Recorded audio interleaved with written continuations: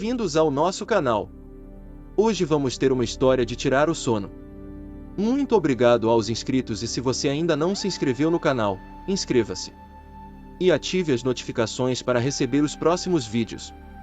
Não se esqueça também de deixar seus comentários e compartilhar essas histórias com seus amigos. Pegue seu pacote de jujubas e seu copo de chamate e vamos desvendar juntos essa história empolgante. Vamos juntos pela escuridão.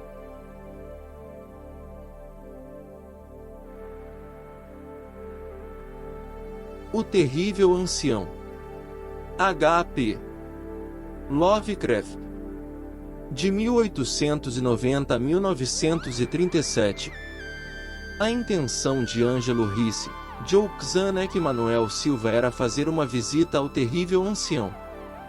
Esse velho homem vive sozinho em uma casa muito antiga da Rua da Água, próxima ao mar, e tem a fama de ser, ao mesmo tempo, extremamente rico e extremamente frágil. Isto constitui uma situação muito atrativa para homens da profissão dos senhores Ricci, Zanuck e Silva, que não era outra senão a digna gatunagem. Os moradores de Kingsport dizem e pensam muitas coisas sobre o terrível ancião. Coisas que, em geral, o protegem das atenções de cavalheiros como o Sr. Ricci e seus companheiros, apesar da quase absoluta certeza de que ele esconde uma fortuna de indefinida magnitude em algum lugar de sua mofada e venerável vivenda. Ele é, em verdade, uma pessoa muito estranha, de quem se acredita que fora, em juventude, capitão de veleiros das Índias Orientais.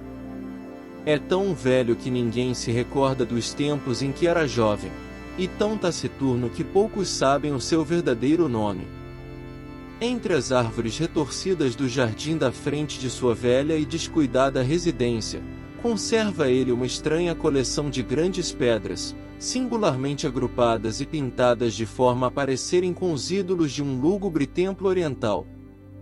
Tal coleção afugenta a maioria dos garotos que zombam de sua barba e de seus cabelos, longos e brancos, ou que quebram as janelas de pequenas vidraças de sua casa com malévolos petardos. Todavia, há outras coisas que atemorizam as pessoas mais velhas, de espírito curioso, que às vezes se aproximam furtivamente da casa para bisbilhotar pelas vidraças empoeiradas. Estas dizem que sobre a mesa de uma sala vazia do térreo há um sem número de garrafas peculiares, e dentro delas um pedacinho de chumbo suspenso por um fio, à semelhança de um pêndulo. E dizem que o terrível ancião conversa com essas garrafas, chamando-as por nomes como Jack, Cicatriz, Tom Grandão, Joe Espanhol, Peters e Mate Elis, e que, sempre que fala com uma delas, o pequeno pêndulo interior emite umas vibrações precisas, como se manifestassem em resposta. Aqueles que tinham visto o alto e macérrimo terrível ancião numa dessas singulares conversações jamais voltaram a vê-lo novamente. Mas Ângelo Ricci, Joaquim Manuel Silva não tinham sangue de Kingsport.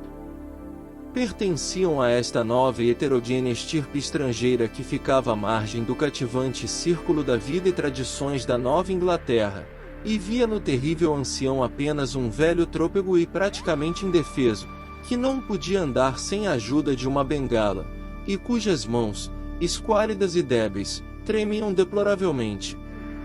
A seu modo, eles até que se compadeciam do solitário e impopular ancião, a quem todos evitavam e para o qual todos os cães latiam de forma singular. Mas negócios são negócios, e para um ladrão cuja alma está em sua profissão, há uma atração e um desafio num homem muito velho e muito débil, que não tem conta bancária, e que paga pelas suas escassas necessidades, nas lojas da pequena cidade, com ouro e prata espanhóis cunhados há 2 séculos. Os senhores Ricci, Zanuck e Silva escolheram a noite de 11 de abril para realizar a sua visita. O Sr. Ricci e o Sr. Silva entrevistariam o pobre e velho cavalheiro, enquanto o Sr. Zanuck ficaria a esperá-los, juntamente com o presumível carregamento metálico, num carro coberto, na rua do navio, junto ao portão do muro alto, nos fundos da casa do anfitrião. O desejo de evitar explicações desnecessárias, em caso de uma aparição inesperada da polícia, engendrou os planos para uma fuga tranquila e sem alarde. Tal como haviam combinado, os 3 aventureiros foram à luta separadamente, a fim de evitar qualquer maldosa suspeita posterior.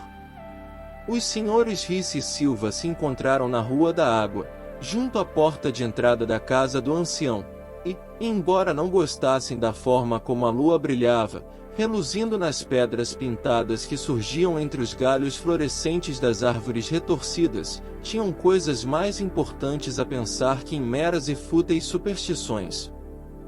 Temiam que poderia ser uma tarefa desagradável fazer o terrível ancião falar sobre o esconderijo do ouro e da prata, pois os velhos lobos do mar são particularmente obstinados e perversos. Ainda assim, era ele muito um homem velho e muito fraco, ao passo em que eles agiriam em dupla. Os senhores Risse e Silva eram especialistas na arte de tornar volúveis os recalcitrantes, e os gritos de um frágil e mais que venerável ancião podem ser facilmente sufocados. Logo, acercaram-se da única janela iluminada e escutaram como o terrível ancião conversava em tom pueril com suas garrafas com pêndulos. Em seguida, puseram máscaras e bateram educadamente a desbotada porta de carvalho. A espera parecia muito longa para o Sr. Czanek, que se agitava, inquieto, no cupê estacionado junto ao portão dos fundos da casa do terrível ancião, na Rua do Navio. Na ocasião, tinha ele um coração mais sensível que o ordinário, e não gostou nada dos terríveis gritos que ouvirá, vindos da velha casa, momentos depois da hora fixada para dar-se início à operação. Ele não recomendara aos companheiros que tratassem com a maior delicadeza o pobre velho lobo do mar? Muito nervoso, ele observava a estreita porta de carvalho no muro de pedra coberto de era. Consultava frequentemente o relógio e perguntava-se o motivo da demora. Teria o velho morrido antes de revelar onde o tesouro estava escondido, tornando necessária uma minuciosa busca? Desagradava ao Sr. Czanek ter de esperar tanto tempo no escuro, e justamente num lugar como aquele.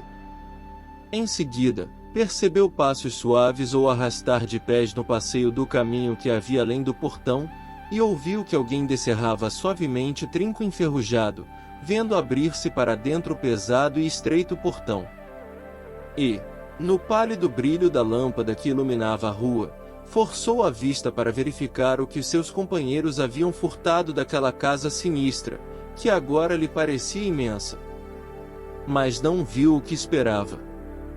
Não estavam ali os seus companheiros, mas o terrível ancião, que se apoiava, com ar sereno, em sua bengala nodosa, e sorria malignamente. O Sr. Czanek nunca atentara para a cor dos olhos daquele homem. Agora via que eram amarelos. As pequenas coisas causam comoção considerável nas cidades pequenas. Esta é a razão pela qual os habitantes de Kingsport, durante a primavera inteira e por todo o verão seguinte, não deixaram de falar sobre os 3 corpos não identificados, horrivelmente mutilados, como se talhados a cutelo, e horrivelmente esmagados, como se pisoteados por botas cruéis, trazidos pela maré. E algumas pessoas até falaram de coisas tão triviais como um carro abandonado, encontrado na Rua do Navio, ou de certos gritos especialmente inumanos, provavelmente de algum animal extraviado ou de um pássaro migrante, ouvidos pelos cidadãos ainda acordados. Mas o terrível ancião não demonstrou o mínimo interesse por esses ociosos rumores provincianos. Era ele reservado por natureza, e quando se é idoso, e se tem uma saúde delicada, a discrição é duplamente acentuada. Além disso, um lobo do mar tão revelho deve ter presenciado coisas muito mais excitantes nos longínquos dias de sua já esquecida juventude. Esperamos que vocês tenham gostado do nosso conteúdo. Se você quiser mais conteúdo assustador, não deixe de se inscrever no nosso canal e ativar as notificações, para não perder nenhum vídeo novo. Agradecemos por assistir e se inscrever no nosso canal. Todos os dias temos novos vídeos. Até a próxima!